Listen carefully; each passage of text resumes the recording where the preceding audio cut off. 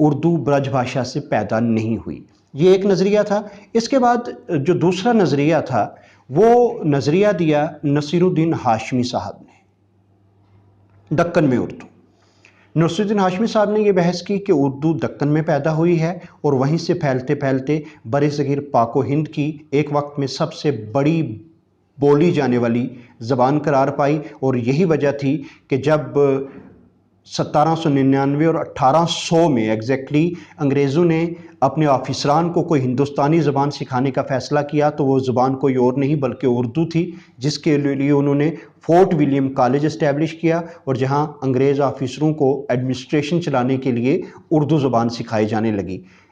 لیکن یہ بات کی بات ہے کہ اردو ارتقا پا کے اس مقام پر پہنچی اور ایک ملک گیر سطح اس نے حاصل کر دی۔ لیکن جو نظریہ نصیر الدین ہاشمی صاحب کا ہے، جو ان کا ویو پوائنٹ ہے، وہ یہ کہتے ہیں، کس بنا پہ یہ کہتے ہیں کہ دکن میں پیدا ہوئی؟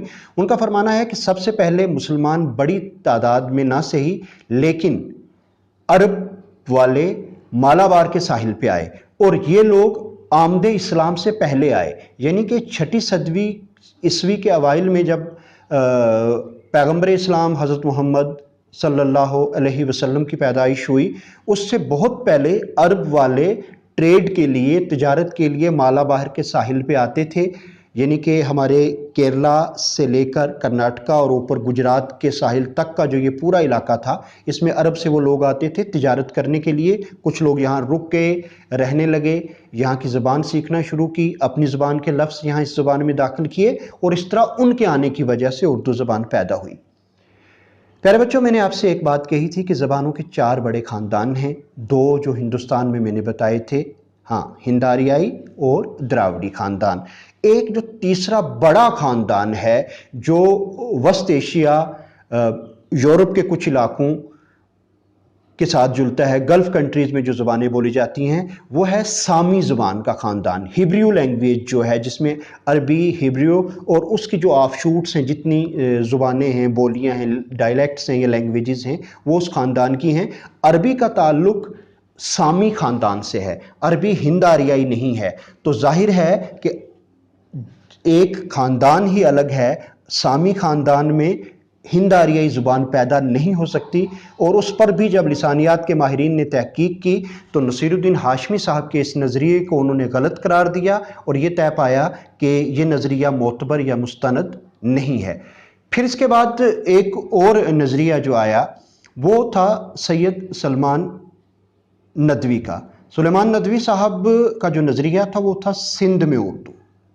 سندھ آپ سارے جانتے ہیں کہ آج ہمارے پڑوسی ملک کی حدود میں شامل ہے، لیکن یہ بات ہے جب زبان ہماری پیدا ہونا شروع ہوئی تو آج سے 1020 سال پہلے کی بات ہے، 1200 سال بھی تقریباً کہے جا سکتے ہیں کہ 1000 عیسوی کے آس پاس جو ماڈرن انڈین لینگویجز ہیں انہوں نے اپنی اصل شکل دکھانا شروع کر دی تھی۔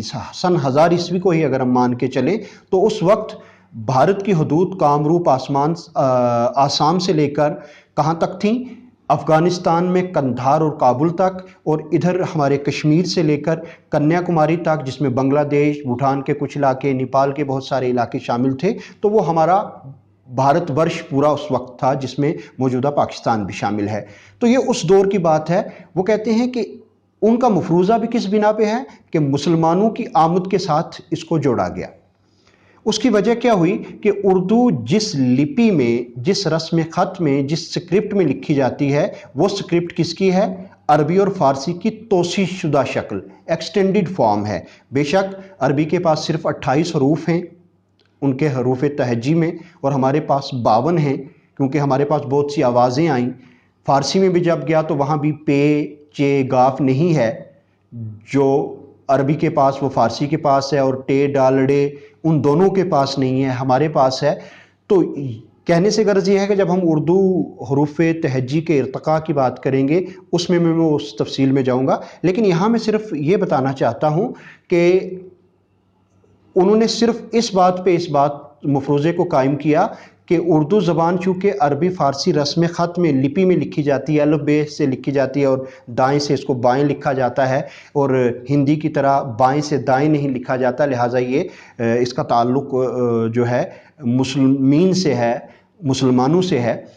उन्होंने कहा जी कि सबसे पहले बड़ी तादाद में फातिह की हैसियत से मोहम्मद बिन कासिम आए 712 ईस्वी में, और उन्होंने किस इलाके पे कब्ज़ा किया? वो इलाका था सिंध का, और वहाँ उन्होंने अपनी सल्तनत कायम की और काफ़ी सालों तक मुसलसल वो वहाँ हुकूमत करते रहे। लिहाजा वहाँ की ज़बान में अरबी फ़ारसी के लफ्ज़ मिलना शुरू हुए और जो नई ज़ुबान बनी वो उर्दू है।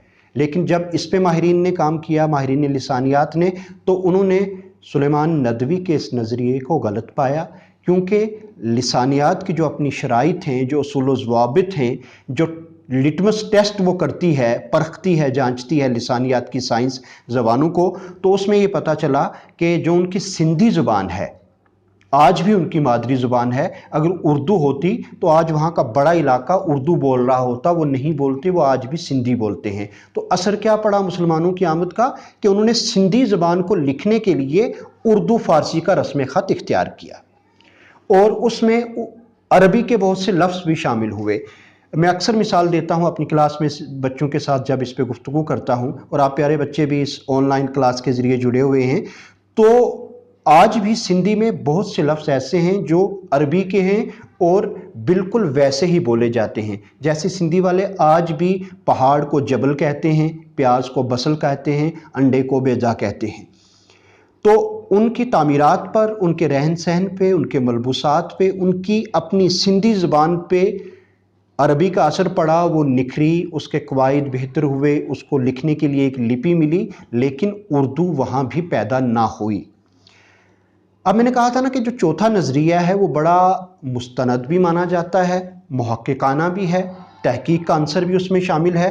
तो वो नज़रिया जिस शख्स ने दिया उसका नाम था हाफिज़ महमूद शिरानी। कुछ किताबों में आपको लिखा हुआ मिलेगा प्रोफेसर महमूद शिरानी। ये एक ही शख्सियत के दो पहलू हैं।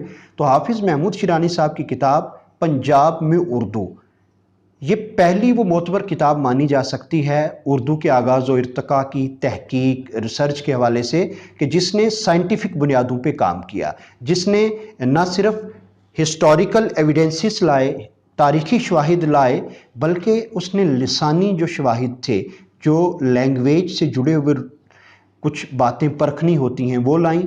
उन्होंने कवायद के जो ज़वाबित थे उन पे भी ज़बान को परखा। जो पहला तारीख़ी सबूत उन्होंने देने की कोशिश की कि उर्दू क्या है और कैसे पैदा हुई, उसमें उन्होंने ये बात हमें बताई कि 1000 ईस्वी जब मॉडर्न इंडियन लैंग्वेजेस पैदा होना शुरू हुई, उसके पहले 26 साल बड़े सख्त गुजरे हैं हिंदुस्तान की तारीख में, क्योंकि यही वो दौर था सन 1000 से लेकर 1026 तक का, यानी कि 1000 से लेकर 1026 तक का, जिसमें महमूद गजनवी और बादशाह मोहम्मद गोरी ने मुसलसल पे दर पे हमारे मुल्क पे हमले किए और यहाँ के कुछ हिस्सों को अपनी ममलकत में शामिल किया।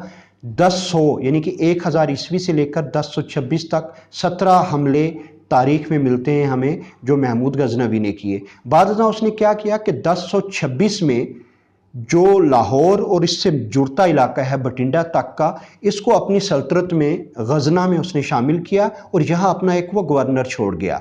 1000 से लेकर बात आती है फिर आगे 1193 तक, ये तकरीबन 200 साल का अरसा बनता है, जिसमें मुसलमानों की एक बड़ी तादाद, जिसमें ज़्यादातर फ़ौज के लोग शामिल थे, वो पंजाब के इलाके में मौजूद रही। और 1193 में एक ग़ुलाम कुतुबुद्दीन ऐबक, जिसने दिल्ली की तरफ रुख किया 1193 में और दिल्ली में आकर मज़ीद कोई 3 साल बाद स्लेव डायनेस्टी ग़ुलाम सल्तनत की बुनियाद डाली।